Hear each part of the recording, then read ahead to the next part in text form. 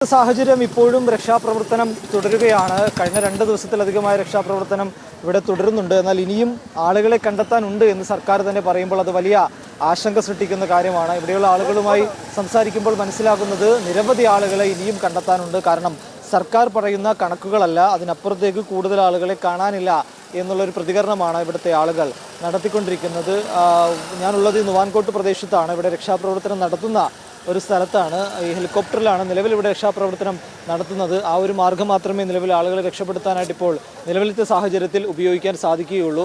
ആളുകളെ എത്രയും വേഗം കണ്ടെത്താനുള്ള ശ്രമങ്ങൾ ഇവിടെ പുരോഗമിക്കുന്നുണ്ട്. എന്നാൽ ഇടയ്ക്കിടെ ഇവിടെ മഴ പെയ്യുന്നുണ്ട്. ഈ പ്രളയബാധിത സ്ഥലത്താണ് വീണ്ടും മഴയുണ്ടാകുന്നത്. ഇത് രക്ഷാപ്രവർത്തനത്തെ കാര്യമായി തന്നെ ബാധിക്കുന്നുണ്ട്. ആ നിലവിൽ ഈ പ്രളയം ഉണ്ടായ സ്ഥലത്ത് വലിയ ചെളി പൂണ്ട് കിടക്കുകയാണ്. അവിടേക്ക് രക്ഷാപ്രവർത്തകർക്ക് എത്താൻ പോലും സാധിക്കാത്തൊരവസ്ഥയുണ്ട്. അതിനിടയിലാണ് നിരന്തരം ഇത്തരത്തിൽ ഈ കുന്നിൻ പ്രദേശത്ത് മഴയുണ്ടാകുന്നത്. ആ മഴ വരുന്നതോടുകൂടി വീണ്ടും പുഴ നിറയുന്നുണ്ട്. പുഴ കൂടുതൽ ശക്തിയോടുകൂടി ഒഴുകുന്നുണ്ട്. ഇത് രക്ഷാപ്രവർത്തനത്തെ ഉൾപ്പെടെ ബാധിക്കുന്നു. ഒപ്പം ആളുകളുടെ ആശങ്കയും വർദ്ധിക്കുകയാണ്. കാരണം ഈ നുവാൻകോട്ട് പ്രദേശത്തിൻ്റെ വിവിധ ഭാഗങ്ങളിൽ ഒന്നിലധികം അത് 2-3 പുഴകളുണ്ട്. ഈ പുഴകൾ വലിയ രീതിയിൽ ആളുകൾക്ക് ഇപ്പോൾ ആശങ്ക ഉണ്ടാക്കുകയാണ്. ഈ പുഴ പതിവിലും രീതിയിൽ അത് കവിഞ്ഞൊഴുകുന്നു. വലിയ ശക്തിയായിട്ട് അതിൻ്റെ വെള്ളത്തിൻ്റെ ഒഴുക്ക് വർദ്ധിക്കുന്നു. ഇത് വലിയ ആശങ്ക സൃഷ്ടിക്കുന്നുണ്ട്. അതുകൊണ്ട് സുരക്ഷിതമായിട്ടുള്ള ഇടങ്ങളിലേക്ക് ആളുകൾ മാറിപ്പോണമെന്നുള്ള നിർദ്ദേശം ഇപ്പോൾ തന്നെ സംസ്ഥാന സർക്കാർ നൽകിയിട്ടുണ്ട്.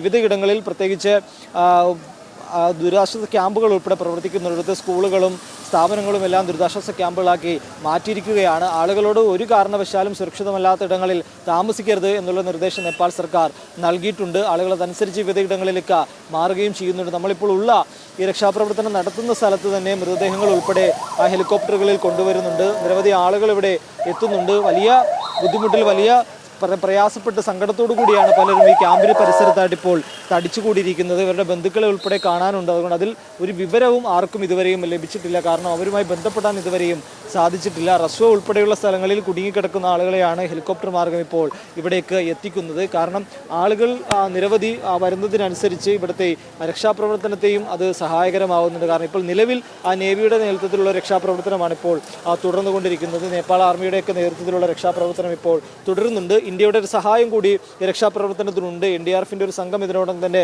റസ്വ ഉൾപ്പെടെയുള്ള സ്ഥലങ്ങളിലുണ്ട്. അവിടങ്ങളിലേക്ക് ഹെലികോപ്റ്റർ മുഖാന്തരം മാത്രമേ നിലവിൽ സഞ്ചരിക്കാനായിട്ട് സാധിക്കുകയുള്ളൂ. എത്രയും വേഗം ആളുകളെ കണ്ടെത്താനുള്ള ശ്രമങ്ങൾ നടക്കുമ്പോൾ തന്നെ വീണ്ടും ഇത്തരത്തിൽ പ്രളയങ്ങൾ ഉണ്ടാകുമെന്നുള്ള വിവരങ്ങൾ വൈകുന്നേരത്തോടു കൂടി പുറത്തു വന്നിരുന്നു. ആളുകൾ വീണ്ടും ആശങ്കയിലായി. അതായത് റസ്വക്ക് സമീപത്തായിട്ട് വീണ്ടും ഹിമപാതം അത് തകരുന്നുണ്ട്. അത്തരത്തിൽ തകർന്ന വാർത്തകൾ വരുന്നുണ്ട് എന്ന് ചൈന തന്നെ നേപ്പാളിനെ അറിയിക്കുന്നു. ഇതിൻ്റെ അടിസ്ഥാനത്തിൽ ആശങ്ക ഇവിടെയുള്ള ജനങ്ങളിലേക്ക് എല്ലാവരിലേക്കും ഒരു ആശങ്ക പടർന്നിട്ടുണ്ട്. അതുകൊണ്ട് അവർ പരമാവധി ആളുകൾ മറ്റിടങ്ങളിലേക്ക് ബന്ധുക്കളുടെ വീടുകളിലേക്കെല്ലാം ഇതിനോടകം തന്നെ മാറിയിട്ടുണ്ട്. ഈ ഇടയ്ക്കിടെ മഴ പെയ്യുന്നതാണ് നിലവിലൊരു പ്രതിസന്ധിയായിട്ട് ഇവിടെ തുടരുന്നത്. രക്ഷാപ്രവർത്തനത്തെ അത് ബാധിക്കുന്നുണ്ട്. ഒപ്പം പുഴകൾ നിറയുമ്പോൾ അത് വലിയ ആശങ്കകൾ വീണ്ടും ഉണ്ടാക്കുകയാണ്.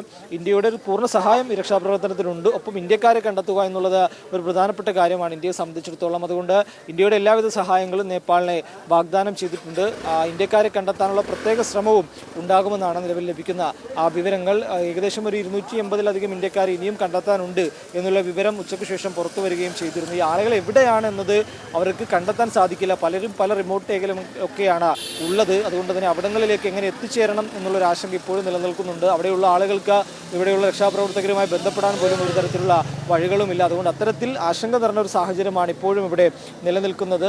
2 ദിവസം മുമ്പാണ് പ്രളയം ഉണ്ടായതെങ്കിലും വീണ്ടും ആ പ്രളയത്തിൻ്റെ ഭീഷണിയിൽ തന്നെയാണ് നേപ്പാളിലെ എല്ലാ ജില്ലയിലെയും ആളുകൾ ഉള്ളത്. പ്രത്യേകിച്ച് കുറച്ച് സുരക്ഷിതമായിട്ടുള്ള സ്ഥലം കാഠ്മണ്ഡു മാത്രമാണ്. കാഠ്മണ്ഡു നേപ്പാളിൻ്റെ തലസ്ഥാനമാണ്.